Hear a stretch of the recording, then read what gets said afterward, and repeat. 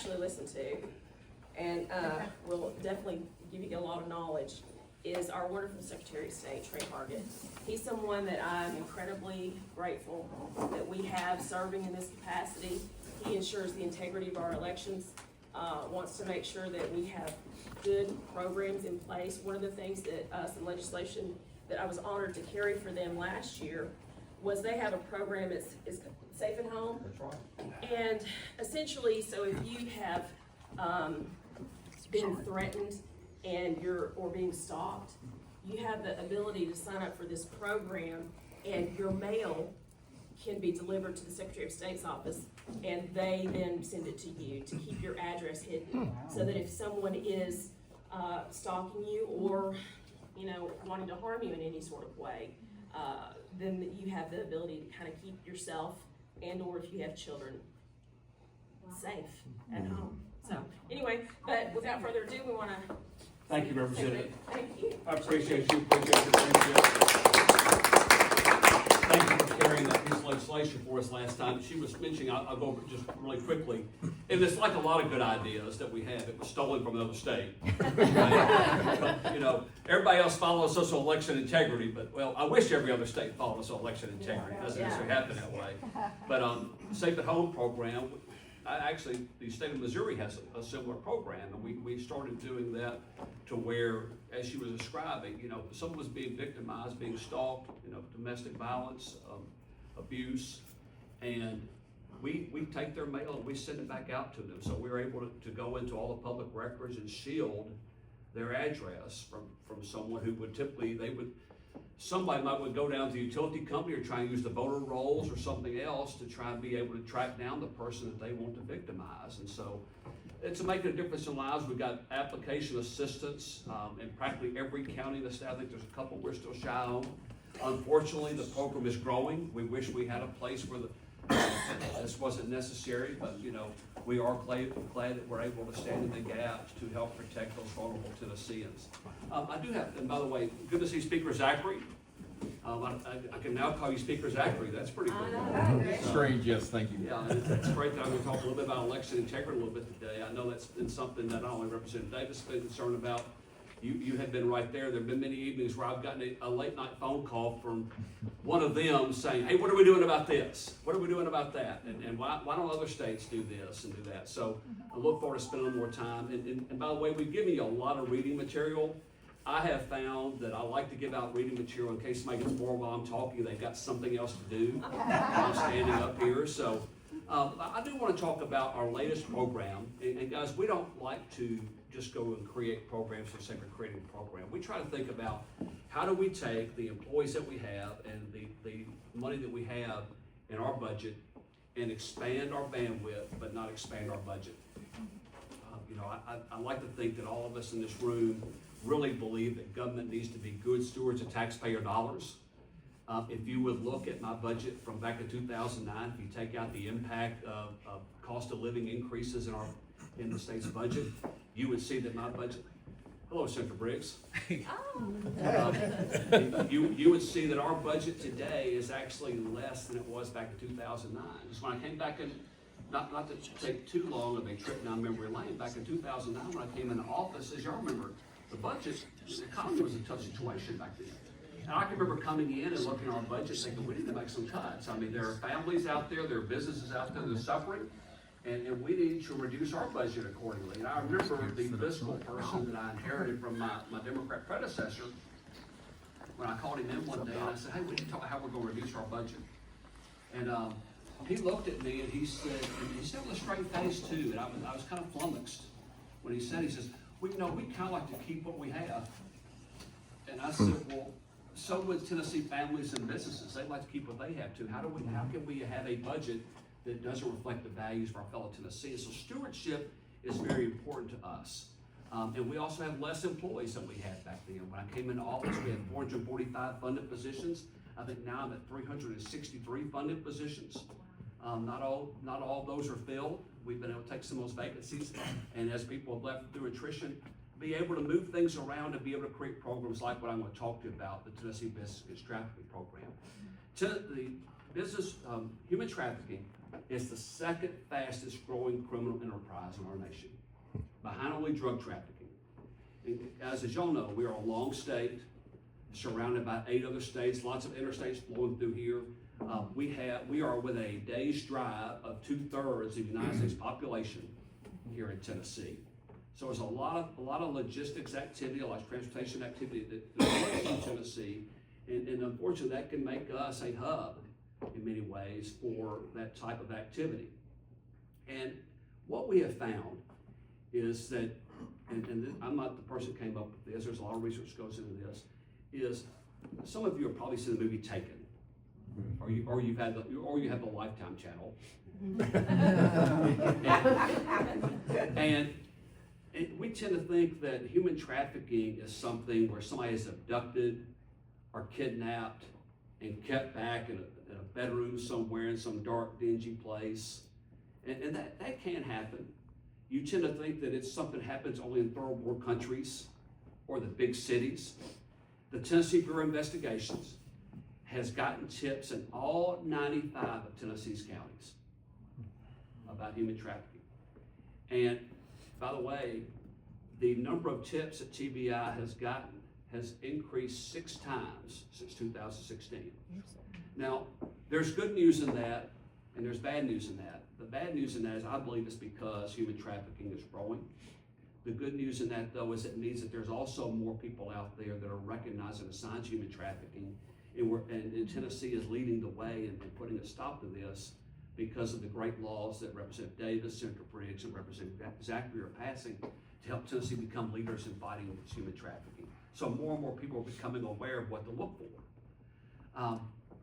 So I mentioned those things, and by the way, it's estimated that less than 1% of all instances of human trafficking are actually ever reported. And it's a sad situation. There are several stories I can tell you about why this program is important. And what we've decided to do is we want to engage the business community and get them. Could you give me a definition of human trafficking? Yeah. Because, it could be a lot of things. That's a great question. That's a great question. Someone who is being coerced against their will to perform a task for the profit of others. Sounds like a job to me. So, forced against their will, though. I've got a job, but I'm not forced against my will here today. I don't feel like I'm being trafficked. Okay? So there's a little difference there, big difference there. And so one of the things that we believe can happen is that businesses can really help engage in this fight. And we've already seen the Nashville Airport has joined in, Bridgestone has joined in. We're hopeful a major truck stop company that happens to have a pretty big significance here in Tennessee is soon to come on board. There's a lot of different companies out there that we believe can help us train their employees on the signs to look for. And then and also just as important, know what to do when you see it. Now, we don't want people to become law enforcement in this. I mean, we would never want someone, if they see this happening, to think that they need to get physically involved in that situation. But there are things that you can do, and our training program talks about that. What I'm hopeful that some of you will do in your respective spheres of influence is you will take the flyer that we're giving you today and either use that website or call us and help us get training programs set up within your respective spheres of influence. Because if we don't know what we're looking for, we're not going to see it. And if we don't know what to do when we see it, then the battle's lost there as well. And so once again, I'm not telling people they need to go jump on a car hood and refuse to let go of the hood and be ripping down I-40 trying to hang on. But I mean, if you can be aware to also, if you see somebody, see something funny, if you happen to be able to get a license plate number, that's great. But if you can also get descriptions of people, that's great. TBI can use any tidbit information. Now we've got cameras practically everywhere. You can tell somebody, hey, I saw something at the Circle K gas station at roughly 7:30 last night. Here's what the person looked like. They can go back and help find information that might lead to the arrest of somebody, but also the freedom of somebody else.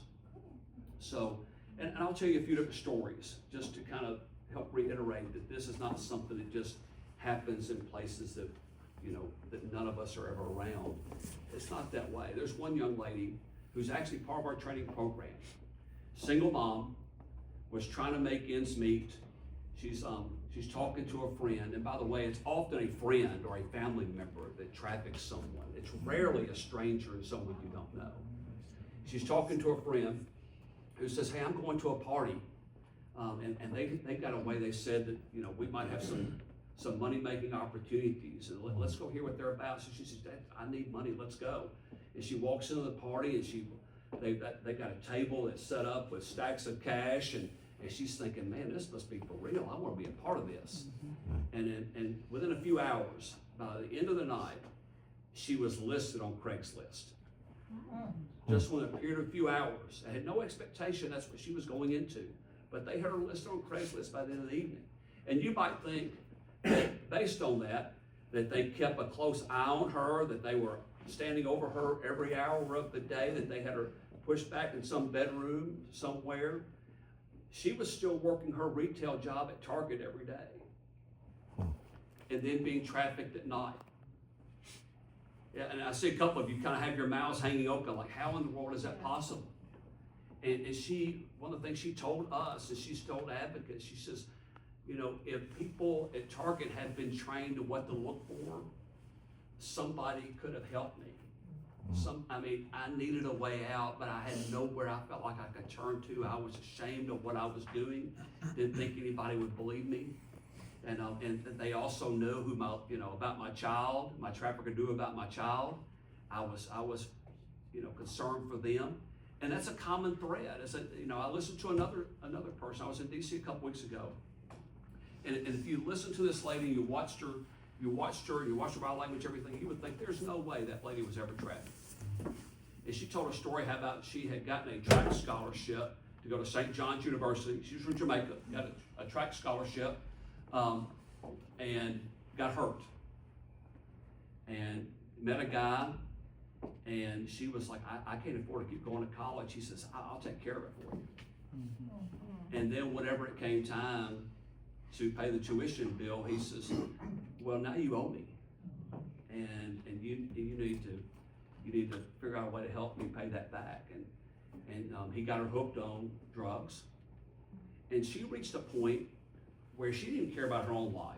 She didn't have kids or anything, but she didn't care about her own life, but she still had other family members. And he said, if you don't do what I want you to do, I know where they live. I know where your parents live.